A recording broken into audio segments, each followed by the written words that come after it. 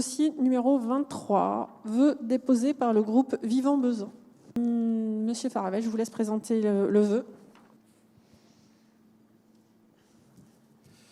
Oui, merci. Le vœu qui est proposé par notre groupe s'appuie sur le fait, alors je vais faire une petite explication parce que tous les conseillers municipaux ici présents dans la salle ont bien entendu le vœu sous les yeux, mais le public qui nous écoute à distance ne l'a vraisemblablement pas. Donc depuis le 1er février 2021, et c'est entré en application stricte le 8 février, le protocole sanitaire dans les établissements scolaires a été renforcé et notamment il y a eu obligation pour les élèves des écoles élémentaires, collèges et lycées de porter des masques grand public catégorie 1, expliqué notamment dans les établissements élémentaires de la commune comme étant soit vous faites la preuve que les masques qui sont portés par les élèves sont bien des masques grand public catégorie 1, soit ce sont des masques chirurgicaux adaptés aux enfants. Les masques qui ont été faits par dizaines dans les familles pour équiper leurs enfants n'étant plus acceptés. C'est une charge financière supplémentaire pour les familles de Besançon, mais plus largement au-delà dans toute la France. Cette charge supplémentaire est relativement importante. Jusqu'ici, le gouvernement n'a jamais voulu prendre en compte cette charge importante qui pèse sur les familles les plus modestes. Il y a des masques qui sont distribués aux familles vraiment les plus en difficulté, mais on sait très bien qu'il y a tout un pan de la population française, et à Besançon notamment, qui n'est pas assez pauvre, entre guillemets, pour bénéficier de ces masques qui sont distribués dans les associations de solidarité et par les centres sociaux.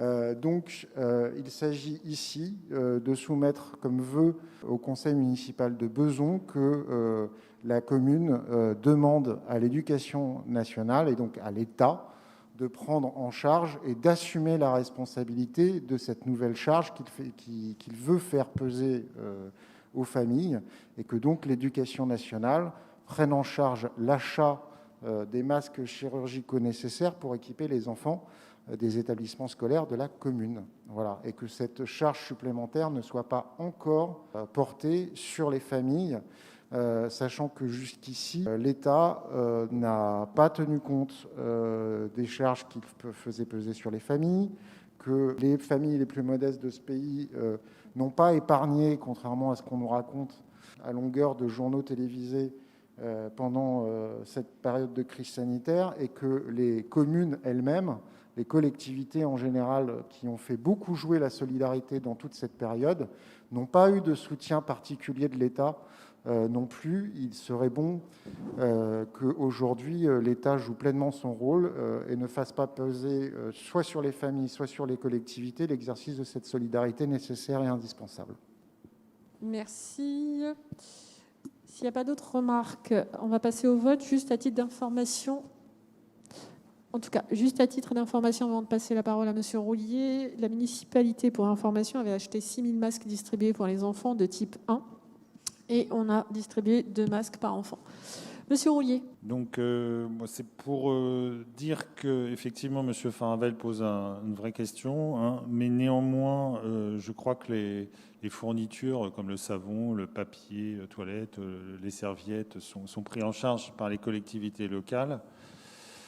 Je note par exemple à cet effet que la région Île-de-France, avec Valérie Pécresse, a lancé des distributeurs de serviettes hygiéniques pour les jeunes filles dans les lycées, pour les jeunes filles qui sont en difficulté sociale. Donc, bon, c'est un vrai sujet, mais je crois quand même que c'est aux collectivités locales de prendre ça en charge. Et alors, l'État prend en charge les masques pour les personnels.